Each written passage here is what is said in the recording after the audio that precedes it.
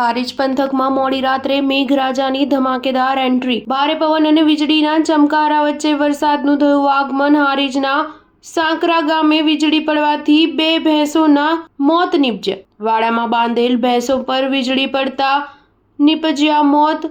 વાવાઝોડા સાથે વીજળી, કમોસમી વરસાદી વાતાવરણ વચ્ચે બની ઘટના। આકસ્મિક 2 ભેંસોના મોત થતા ખેડૂતના પરિવાર પર આભ તૂટી પડ્યું। ખેડૂત જીગરજી ઠાકોરે તંત્રને જાણ કરી વળતરની માંગ કરી। Star news 7 Harij.